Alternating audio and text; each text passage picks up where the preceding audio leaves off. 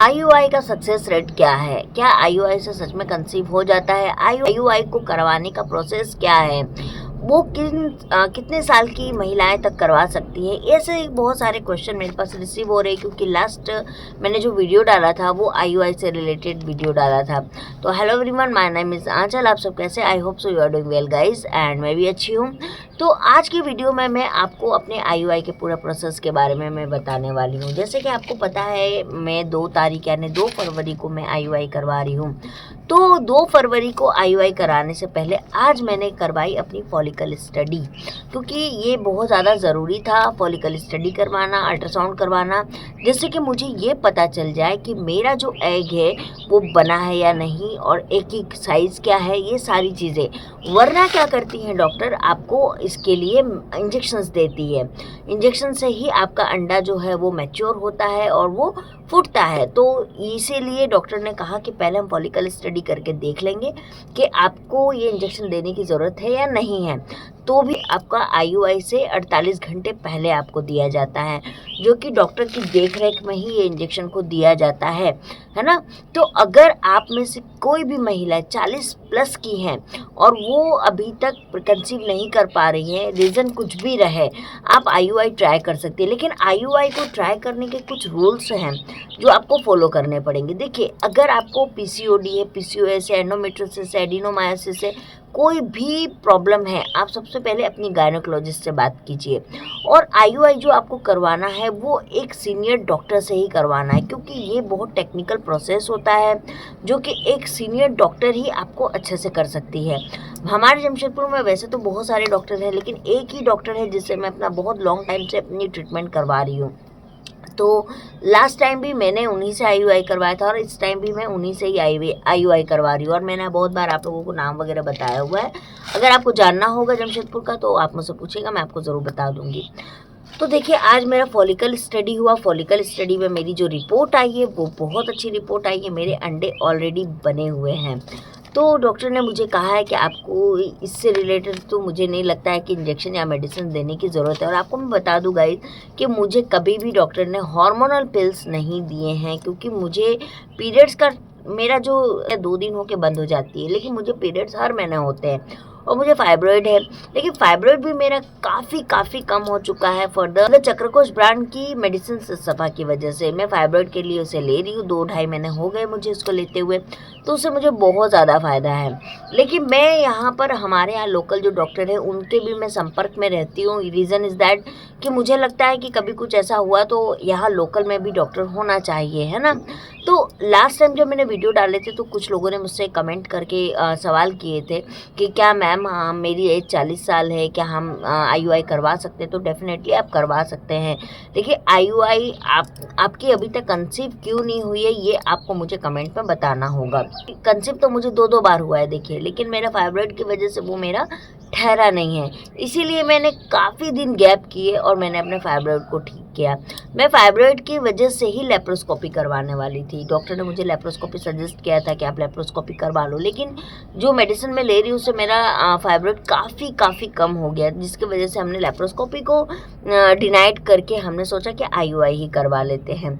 तो आईयूआई जो है ये मेरा सेकंड टाइम है। और आईयूआई का सारा प्रोसेस करने से पहले मैंने जो चेकअप करवाया है वो मैंने अपनी फास्टिंग, ब्लड शुगर, पीपी करवाया है, थायराइड का टेस्ट करवाया है और अपना फॉलिकल स्टडी करवाया है। थायराइड मुझे नहीं है, फास्टिंग शुगर और मेरा जो पीपी का रिपोर्ट आया है वो भी बिल्कुल नॉर्मल आया है। रीज़न इज़ दैट कि मैं कपिवा की केरला जामुन ले रही हूँ, जिसकी वजह से मेरा जो डायबिटिक है वो बहुत लिमिटेड और बहुत कंट्रोल में आ गया है।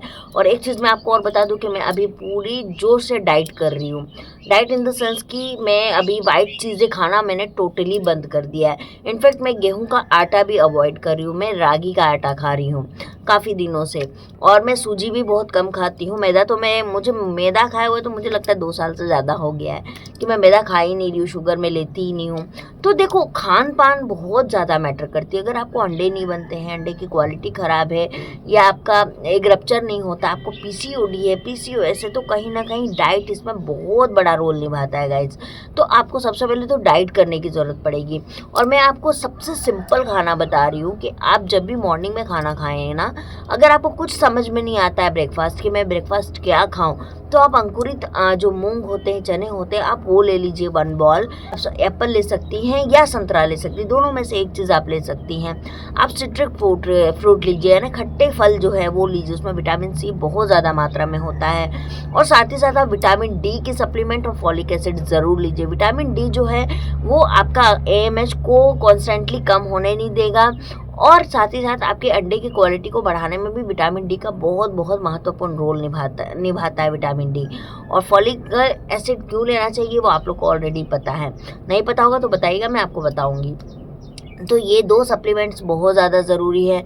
साथ ही साथ आप डाइट लीजिए, आप दालों का सेवन ज़्यादा कीजिए, जैसे कि जो भी दाल होता है 1 बॉल दाल आप जो है वो पर डे लीजिए, पर डे आपको लेना है। रोटी आप खाइए, चावल बिल्कुल अवॉइड कीजिए आप खाने। बहुत सारे लोग आज के डेट में ब्राउन राइस खा रहे हैं, लेकिन मैं ब्राउन राइस भी नहीं लेती हूँ, मुझे इतना टेक्निकल में नहीं जाना है। मेरा सिंपल सा है, मैं जो घर में बहुत इजी वे में खा सकती हूँ मैं वही खाना पसंद करती हूँ। लेकिन एक चीज़ मैं काफ़ी लंबे टाइम से कर रही हूँ, वो है कि मैं दोपहर में लंच के आधा घंटा पहले मैं 1 प्लेट भर के सलाद खाती हूँ। जैसे कि इसमें बीटरूट होता है, खीरा होता है, टोमेटो होता है, आप चाहे तो ऑनियन ले सकती हो, और नींबू कंपलसरी है, मैं बिना नींबू का खाना नहीं खाती हूँ। तो ये आपको करना है, ये आपको बहुत ज़्यादा फ़ायदा देगा। और साथ ही साथ मैं डिटॉक्स वाटर लेती हूँ। डिटॉक्स वाटर आपकी बॉडी से जितनी भी गंदी है ना, गंदगी वो बाहर निकाल देता है, आपके डाइजेस्टिव सिस्टम को बहुत अच्छा रखता है, आपके चेहरे में नूर जिसे बोलते हैं, मतलब निखार रखता है, और ये आपकी रिप्रोडक्टिव हेल्थ के लिए भी बहुत अच्छा है। देखो डिटॉक्स वाटर पे कुछ नहीं करना है, 1 ग्लास पानी लेना है आपको, कांच के जो ग्लास होता है उसमें आपको छोटे छोटे कट करके खीरे डाल देने हैं, नींबू डाल देना है, पुदीना का पत्ता अगर है वो डाल देना है, 1-2 पत्ते है ना, और साथ ही साथ आप चाहें तो उसमें आप गाजर भी डाल सकती हैं। तो आप इसको बोलते हैं डिटॉक्स वाटर, इसके बहुत ज़्यादा फायदे हैं। इसके भी मैं वीडियो सेपरेट आपको मैं बनाऊंगी और बताऊंगी। तो ये मैं काफ़ी दिनों से कर रही हूँ, जिसका रिजल्ट ये आया कि इस बार मेरी डायबिटिक ना के बराबर आई है रिपोर्ट्स में। मेरी फॉलिकल स्टडी में मेरे एकदम एक्यूरेट अभी 20 में बने हुए हैं, और मुझे डॉक्टर ने अभी कोई मेडिसिन नहीं दी है, बोला कि आप बस जो कर रही है वो करते रहिए, हैप्पी रहिए, स्ट्रेस फ्री रहिए। और आपको एक मैं बात बताऊँ गाइज, एक चीज़ मुझे और पता चली है कि अंडे की साइज़ क्यों नहीं बढ़ती है, या अंडे फूटते क्यों नहीं है, अंडे बनते क्यों नहीं है। इसका सबसे बड़ा रीज़न पता है, हम फीमेल्स में क्या है, सब में कॉमन है, मुझ में इंक्लूडिंग, है ना, कि हम लोग ना तो टाइम पे सोते हैं, ना तो टाइम पे उठते हैं, ना हम टाइम पे अपना ब्रेकफास्ट, लंच या डिनर लेते हैं, स्ट्रेस में रहते हैं, घर का काम इतना ज़्यादा है और सब रिस्पॉन्सिबिलिटी हम पर है कि हम अपने ऊपर ध्यान नहीं देते, जिसकी वजह से हमारे हार्मोन्स गड़बड़ होते हैं। दूसरा हार्मोन गड़बड़ होने का मैं आपको रीज़न बता रही हूँ, जैसे कि मुझे डायबिटिक है, ठीक है, और मुझे मीठा खाने का मन कर रहा है, लेकिन मैं मीठा नहीं खा सकती हूँ, फॉर द मुझे डायबिटिक है। तो ऐसे केस में क्या होता है ना कि हम अपने मन को मारते हैं और जब हम अपने मन को मारते हैं ना, वहाँ पर भी हमारे हार्मोन जो है वो इम्बैलेंस होते हैं, है ना, मूड स्विंग करने लगता है हमारा, हमको देखना गुस्सा आने लगता है, चिड़चिड़ापन आने लगता है। ये सब हार्मोन इम्बैलेंस के ही लक्षण है। क्या आपको ऐसे होता है तो आप बताइएगा मुझे। तो मैंने क्या किया, मैं पहले तो अवॉइड करती थी, जितना भी मन करता था नहीं खाना नहीं खाना ऐसे करके, लेकिन वो मेरे अंदर में ना चलते रहता था और उसका गुस्सा निकलता था मेरा चिड़चिड़ापन से कि मुझे क्यों मना है सब चीज़ खाना। तो अब मैंने क्या किया, मैंने किशमिश यूज़ करना चालू किया, खजूर यूज़ करना चालू किया, और जैगरी यानी गुड़।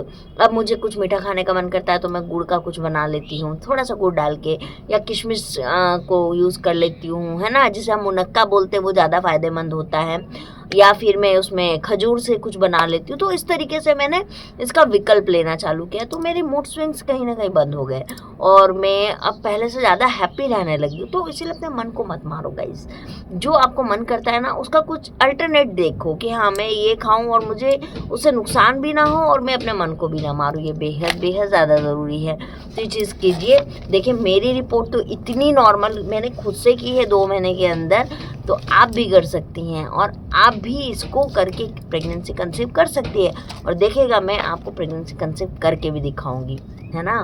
तो चलिए मैं मिलती हूँ आप लोगों से बहुत जल्दी। कोई भी सवाल आए, कुछ भी आए, आप मुझसे ज़रूर पूछिएगा, क्योंकि ये वीडियो मैंने सिर्फ अपनी रिपोर्ट दिखाने के लिए आप लोग को बताई।